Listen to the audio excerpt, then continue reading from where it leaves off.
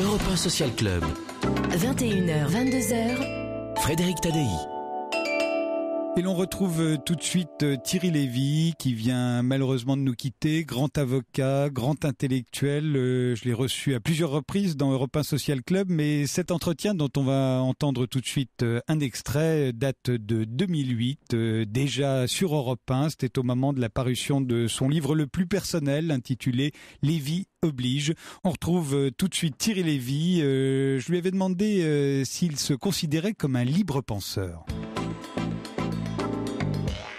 Non, je ne me considère pas du tout comme un libre penseur parce que libre penseur, c'était une expression qui désignait les athées. Il y a beaucoup d'athées aujourd'hui qui ne sont pas des libres penseurs, mais qui sont au contraire des gens très conventionnels et qui suivent l'enseignement qu'on leur a appris sans se poser aucune question.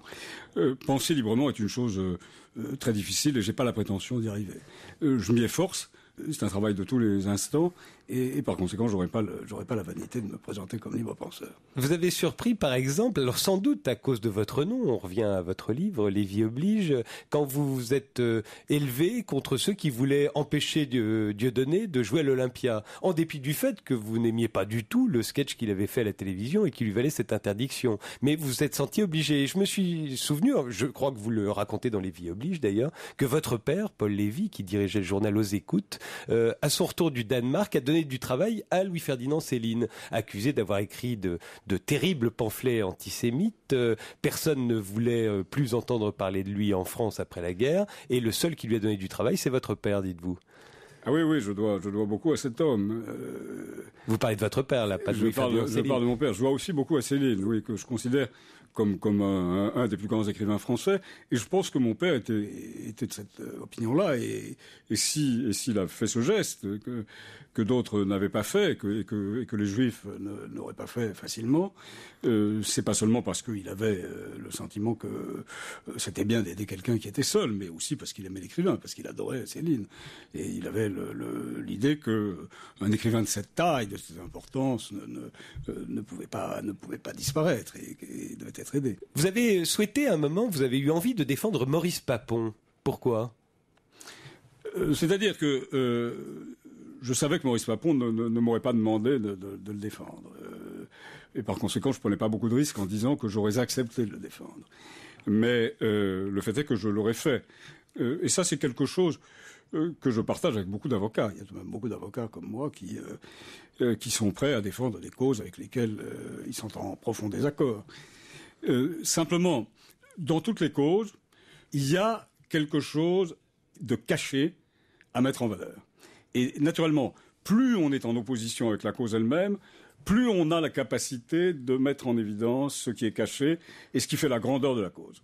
Pourquoi avez-vous choisi d'être avocat ? Vous n'y avez pas pensé au début, vous avez fait de la philosophie, vous avez fait du droit, vous avez fait Sciences Po. C'était pas du tout ma vocation. Je m'intéressais beaucoup plus à la philosophie qu'au droit. J'aurais aimé vivre de mes rentes, passer mon temps à lire et à aimer, et ça n'a pas été possible. Il a fallu que je travaille, et j'ai choisi ce métier d'avocat presque par défaut.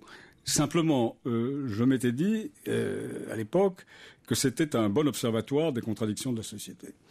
Et puis, je me suis aperçu qu'il y avait autre chose de beaucoup plus intéressant, qui était de défendre les gens, surtout ceux que l'opinion considérait comme indéfendables. Mais ça, c'est de ma part un peu de vanité, peut-être, un peu d'orgueil. En revanche, se voir confier par quelqu'un la responsabilité de la défense, c'est un don magnifique, et ceux qui le reçoivent, évidemment, sont amenés à tenter de l'honorer. Thierry Lévy, je vous soupçonne de préférer défendre les coupables que les innocents. Est-ce que je me trompe ?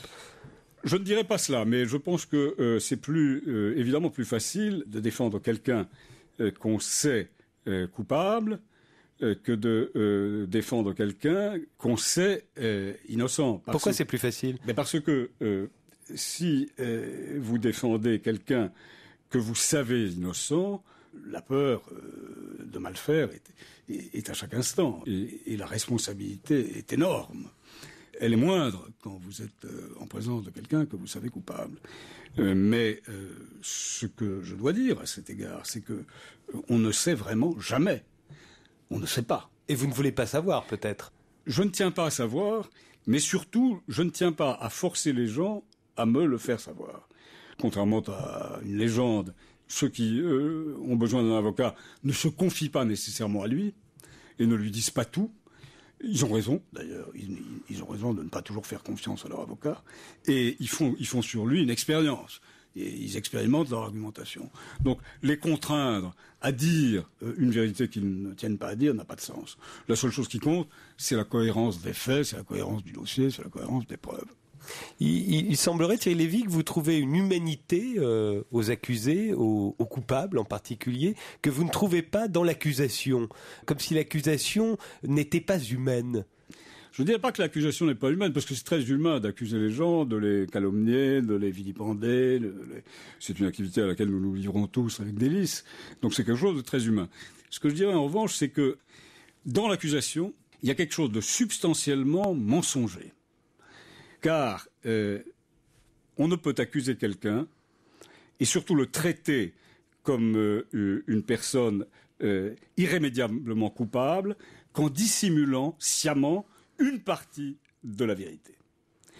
Et c'est contre ce mensonge que lutte la défense, car elle sait, elle, comme chacun de nous, elle sait qu'il y a derrière cet aspect noir, cette face obscure, il y a une face lumineuse.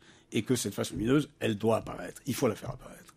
De sorte que c'est plutôt contre le mensonge que contre l'inhumanité que la défense doit lutter. Thierry Lévy, ça fait longtemps que vous comparez notre système judiciaire à l'Inquisition, qu'en vous en lisant vos nombreux livres, on peut se dire qu'au fond rien n'est juste dans la justice française. Et puis il y a eu l'affaire d'Outreau, qui a semblé tout à coup vous donner raison. Tout à coup, plein de gens ont dit comme vous. Comment l'expliquez-vous ? Est-ce que cette affaire d'Outreau vous a semblé bénéfique en ce sens qu'on s'est mis enfin à réfléchir à la justice ? Alors, l'affaire d'Outreau a été très maléfique pour ceux qui ont eu à subir une détention qui est apparue ensuite injustifiée. Mais il n'y a aucun doute que pendant un temps court, mais pendant un temps réel, tous ceux qui étaient intervenus dans ce dossier ont admis, ils le savaient, mais ils l'ont admis publiquement, que la procédure criminelle telle qu'elle existe dans nos lois était responsable de cette situation.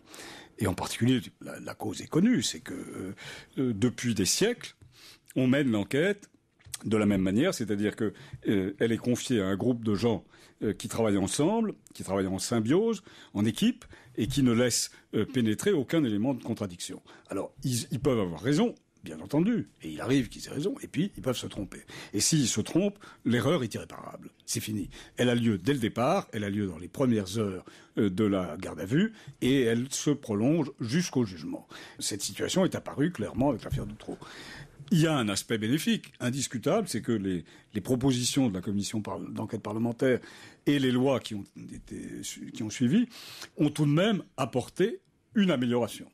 Et aujourd'hui, l'égalité des armes n'est pas totale entre l'accusation et la défense, mais c'est une notion qui a pris corps. Elle est entrée dans les esprits. Au moment où je suis arrivé au Palais, en 1969, ça n'existait pas. C'est-à-dire que l'avocat était encore un muet à l'instruction. En fait, il n'avait de liberté que de parole au moment du procès. Or, au moment du procès, au moment de l'audience, tout est joué. C'est au stade de l'enquête qu'il faut intervenir. Et je dois dire à cet égard qu'on n'aura pas renoncer au danger de l'Inquisition tant qu'on n'aura pas mis fin à la garde à vue. Le vrai chancre qui mine, qui détruit la procédure criminelle française, c'est la garde à vue. La garde à vue, c'est-à-dire des interrogatoires, alors que la personne soupçonnée n'a pas connaissance de ce qu'on lui reproche et ne connaît pas les déclarations de ceux qui témoignent contre elle.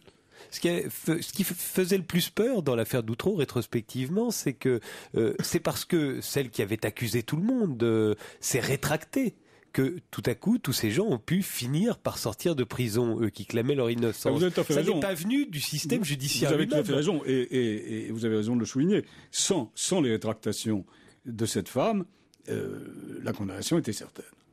Donc, il n'avait aucun moyen de s'en sortir. Aucun moyen. Donc c'est une sorte de hasard heureux qui a permis de mettre en évidence les défaillances. Et quand ensuite on a entendu le procureur de la République de Paris venir faire amende honorable et se repentir, en quelque sorte, des actes de la justice, on était stupéfaits. Alors que la justice n'était pour rien dans la correction de l'erreur. Dans un système comme celui-là, si injuste, si l'on vous croit, Thierry Lévy, la part de l'avocat semble dérisoire. Ça n'est que de l'héroïsme, ce métier. Alors, elle est marginale et elle est décisive. Il agit à la marge. Il ne peut pas, sauf dans des cas exceptionnels, modifier le cours de la procédure. Mais s'il ne tente pas de le faire, personne ne le fera à sa place. Et s'il parvient à le faire, ça sera décisif. Donc, c'est quelque chose qui est à la fois très réduit, mais qui a une importance considérable. Mais qui est héroïque, c'est aussi ça qui vous plaît, j'imagine. Il y a du panache là-dedans, à vos yeux. Oui, il peut y avoir du panache, mais il peut y avoir aussi le contraire, c'est-à-dire beaucoup d'amertume et de découragement. Au cours de votre vie, il y a eu plus d'amertume que de satisfaction, plus de découragement? Du découragement, par chance, j'en ai pas connu, mais ça c'est assez inexplicable. En tout cas, c'est irrationnel. De l'amertume, il y en a eu beaucoup, oui, il y en a eu beaucoup. Mais des moments de joie intense, oui, seulement. La joie est toujours un peu corrigée parce que, et c'est un des aspects curieux du fonctionnement de la justice, si une injustice est réparée, on retourne à la normale. On retourne à une situation normale. Donc c'est un faux bonheur.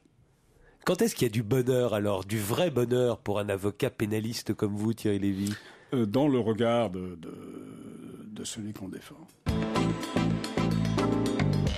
Voilà, c'était Thierry Lévy en 2008 sur Europe 1. Le livre Lévy oblige auquel nous faisions allusion était paru chez Gallimard.